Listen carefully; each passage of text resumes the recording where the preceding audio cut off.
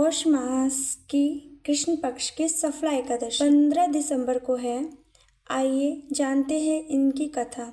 युधिष्ठिर ने पूछा, स्वामीन, पौष मास के कृष्ण पक्ष में जो एकादशी होती है उसका क्या नाम, उसकी क्या विधि है तथा उसमें किस देवता की पूजा की जाती है, यह बताइए। भगवान श्री कृष्ण ने कहा, राजेंद्र, बताता हूँ, सुनो। बड़ी दक्षिणा वाले योगों से उतना संतोष नहीं मिलता जितना एकादशी व्रत के अनुष्ठान से होता है, इसलिए सर्वथा प्रयत्न के एकादशी व्रत करना चाहिए।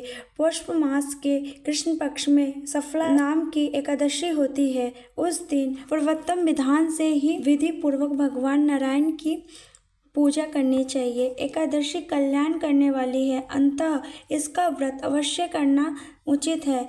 जैसे नागों में शेषनाग, पक्षियों में गरुड़, देवताओं में विष्णु तथा मनुष्य में ब्राह्मण श्रेष्ठ है, उसी प्रकार संपूर्ण व्रतों में एकादशी तिथि का व्रत श्रेष्ठ है।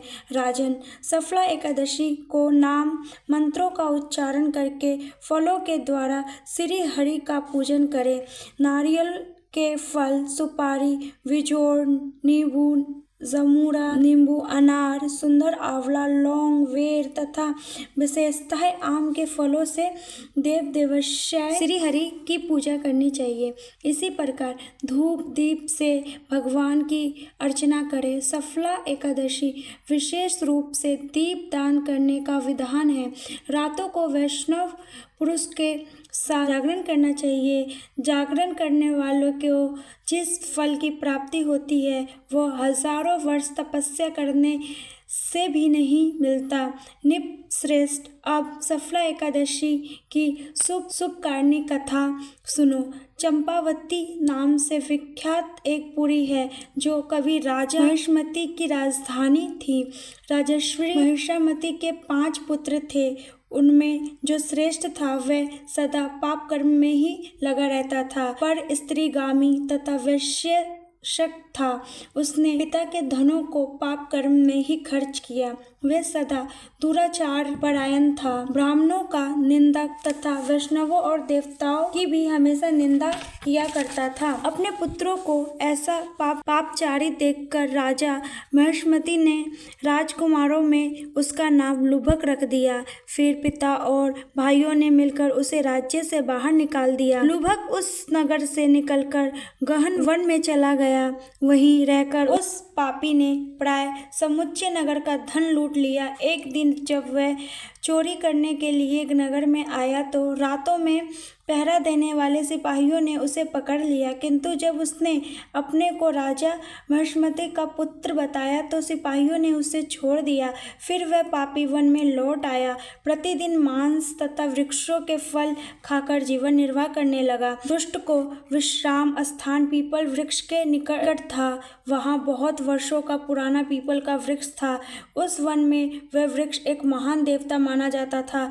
पाप बुद्धि लुभक वहीं निवास करता था। बहुत दिनों के पश्चात एक दिन उसकी संचित पुण्य के प्रभाव से उसके द्वारा एकादशी के व्रत का पालन हो गया। मास में कृष्ण पक्ष की 10वीं के दिन पापिष्टिक लुभक ने वृक्षों के फल खाए और वस्त्रहीन होने के कारण रात भर जाड़े का कष्ट भोगा।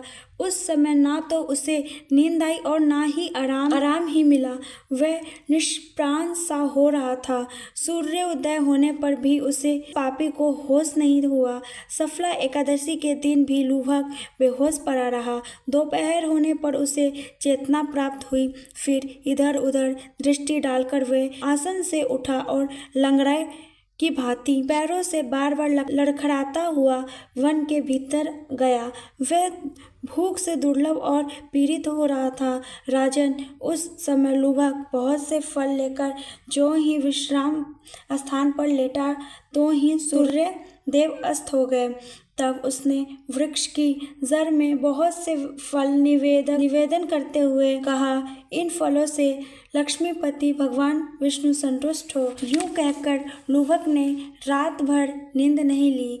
इस प्रकार अनायास ही उसने इस व्रत का पालन कर लिया। उस समय सहसा आकाशवाणी हुई, राजकुमार, तुम सफला एकादशी के प्रसाद से राज्य और पुत्र प्राप्त करोगे। बहुत अच्छा कहकर उसने वह वरदान स्वीकार किया। इसके बाद उसका रूप दिव्य हो गया। तन से उसकी उत्तम बुद्धि भगवान विष्णु के भजन में लग गई। दिव्य आभूषणों की सुशोभित संपन्न होकर उसने कटक राज्य प्राप्त किया और 15 वर्षों तक वह उसका संचालन करता रहा। उस समय भगवान श्री कृष्ण की कृपा से मनोज्ञ नामक पुत्र उत्पन्न हुआ। जब वह बड़ा हुआ तब लुभक ने तुरंत ही राज्य की ममता छोड़कर उसे पुत्र को सौंप दिया और वह भगवान श्री कृष्ण के समीप चला गया, जहाँ जाकर मनुष्य शोक में नहीं पड़ता। राजन, इस प्रकार जो सफला एकादशी उत्तम व्रत करता है वह इस लोक में सुख भोग कर मरने के पश्चात मोक्ष को प्राप्त होता है। संसार में वे मनुष्य धन्य हैं जो सफला एकादशी के व्रत में लगे रहते हैं, उन्हीं का जन्म सफल है। महाराज, इसकी महिमा को पढ़ने, सुनने तथा उसके अनुसार आचरण करने से मनुष्य राजसूय यज्ञ का फल पाता है। जय श्री कृष्ण।